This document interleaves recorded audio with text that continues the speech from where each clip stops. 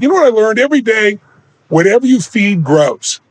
If you feed your fear, if you think about more things to be fearful, it'll grow and it'll start to control you. What I do is I feed my certainty. I demand it. I put it in my body. I drill it into my nervous system. So the cold plunge is just one of those ways. I mean, in 42 years, I've never missed one seminar, not one in history. It didn't matter what was going on with my body. The mind is more powerful if you learn to direct it. If you don't direct it, if you don't shape it, if you don't condition it, it'll mess with you. And so I guess what I really want you to realize is you don't have to feel good to do this shit. I don't give a shit how you feel. I don't give a shit how I feel. I don't feel like doing a lot of things, but I always do it because I've trained my nervous system to do that. And if you would just develop that discipline, oh my gosh, my friends, it will free you of so much. It'll help you achieve more than the people around you. Because most people, they want to feel a certain way before they do it. Screw that. I don't give a shit if I feel like it. It needs to be done because I'm trying to serve something bigger than myself. I think to help you, I think you need a couple of things. So let me offer you one to start with here. Stop the habit of thinking you have to feel good. Do it anyway. Train yourself. Jump in the cold water. Don't negotiate with yourself. Just make action the way you do it. The only way through fear is massive action.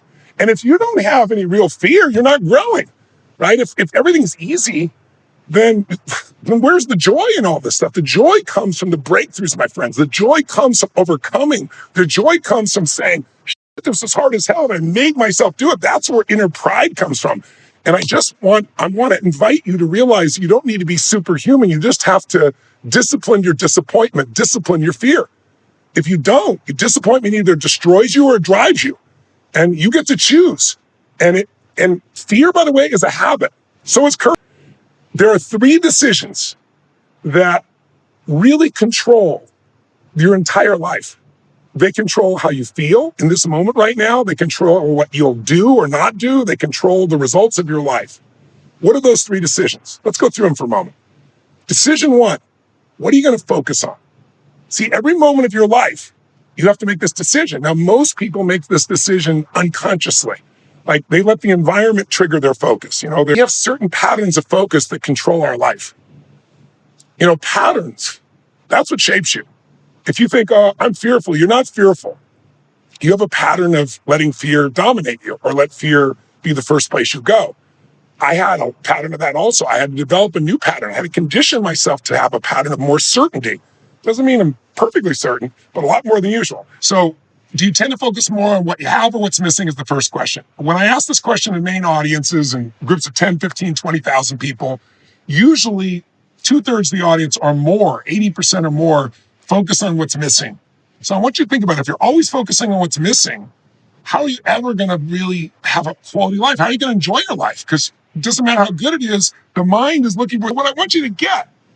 As we get what we focus on, we get what we look for. And if you're always looking like what's missing for your life, you'll never feel whole. You'll never feel strong. If you look for what's missing in your ability to deliver in this business, then you're never going to get started at the full level, or you're never going to give it your all.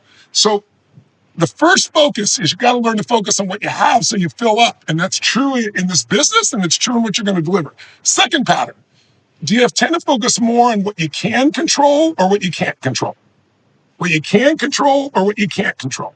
Which one do you tend to do more often? Now, when I go to seminars, people often say I focus more on what I can control. Thank God. Because if you're always focused on what you can't control and what's missing, you're going to feel overwhelmed. You're going to feel fearful. You're going to feel pissed off. You're going to feel frustrated. You're going to feel stressed. Can you see that pattern? Doesn't matter who you are. You got to focus on what you have, and you got to focus on what you can control, not what you can't control. And then the third question is, do you tend to focus more on the past, the present, or the future? Where do you spend more of your time? Most people in my seminars, the small number is focused on the past. The only purpose of the past is to learn something you can invest in the future. Do you focus more on the present? Or do you focus more on the future? Most achievers, most people in the seminar say, I focus on the future. They're anticipating. It's one of the reasons they come. They want to take control of their life and take it to another level and shape their future. But you've got to be able to enjoy the present if you're going to really, truly have a fulfilled life and the future. It's a combination of those two. So learning to control your focus is everything. So how do we control our focus? How do we train it? In order to keep this tight, I'm going to send you a tool. I'm going to send 2 tools, but one of them is called priming. And this is something called priming.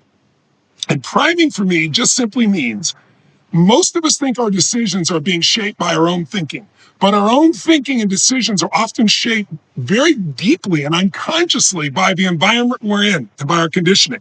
So I start every day of my life by training my mind, my heart, my body, and priming. So jumping in the cold water is one way of priming. It's a very disciplined way of doing it. Get over the fear. So what you need to overcome your fear is, number one, stop the habit of being fearful.